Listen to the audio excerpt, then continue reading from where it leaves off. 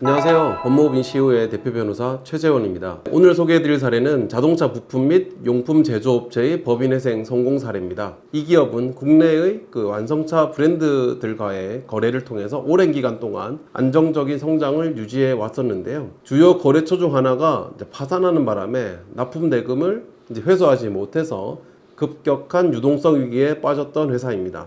세금 체납, 압류 위기, 그리고 직원 급여를 제대로 지급하지 못해서 연쇄적인 재정 압박에 직면했던 위험한 상황이었습니다. 저희 법무법인 CEO의 전략적인 조력을 통해서 회생 절차 개시 결정을 성공적으로 얻어냈고 법적 보호 아래에서 경영 정상화의 기틀을 마련하게 되었던 사례입니다. 위기를 기회로 바꿨던 이 사례, 지금부터 자세하게 소개를 해드리겠습니다.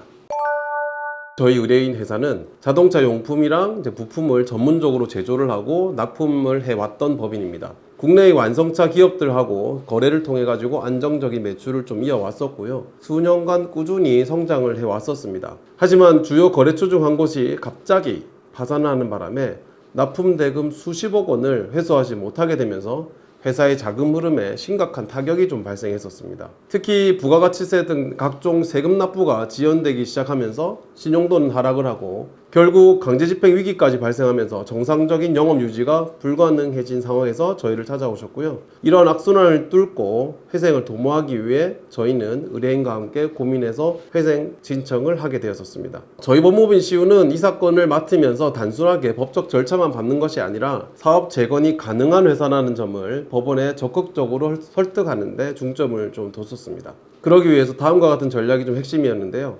첫째는 계속 기업 가치를 충분히 입증을 하기 위해 노력을 했었습니다. 그러기 위해서 다음과 같은 전략이 핵심이었습니다. 우선은 계속 기업 가치를 충분하게 입증하기 위해 노력했었습니다. 기존 거래처와의 관계도 굉장히 중요하기 때문에 이 관계를 유지할 수 있도록 하고 신규 수주 전망을 충분히 밝히고 그동안의 영업 실적이나 사업 계획 등을 철저하게 분석을 해서 성장 가치보다 계속 기업 가치가 높다는 점을 적극적으로 입증을 했었습니다. 둘째로 저희 의뢰인 회사의 재무 건전성 회복 가능성에 대해서도 충분하게 소명을 했습니다. 회생 절차를 통해서 유예기간이 어느 정도 확보가 되면 회사가 안정적인 매출을 바탕으로 채무 변제가 충분히 가능하다는 점을 자세히 설명을 했었습니다. 다음으로 대표이사의 관리인 지정을 유도를 했었습니다. 물론 요즘은 외부 관리인 대신에 대표이사가 기존 관리인을 계속 유지하는 경우가 많지만 이 사건에 있어서는 다소 복잡한 사정이 있었습니다. 외부 관리인 대신에 기존 대표이사를 관리인으로 선임을 해서 경영의 연속성과 전문성을 유지하는 방향으로 강력하게 주장을 좀 했었습니다.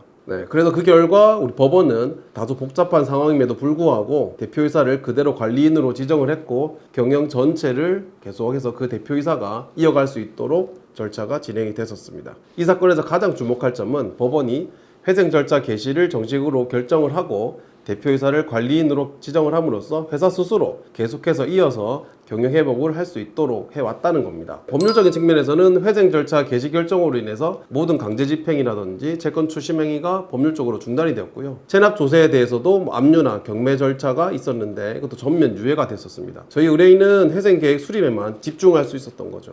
경영적인 측면에서는 기존 거래처와의 계약을 계속 유지를 하고 또 신규 수주를 확보를 할 수 있었습니다.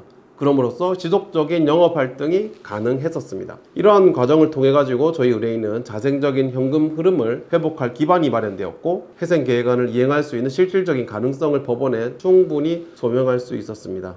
그리고 우리 지역사회 그리고 경제적 측면으로 보더라도 이러한 회사가 회생에 성공을 함으로써 협력업체의 어떤 직원 고용도 계속 유지시킬 수 있고 지역 경제 안정에도 일정 부분 기여할 수 있는 부분이 참 보람됐었습니다. 그러니까 이 사건은 단순히 법적 회생을 넘어가지고 기업의 실질적인 재건, 정상화를 통해서 회생 제도의 본질적인 취지를 잘 보여주는 사례가 아닌가라고 생각이 듭니다.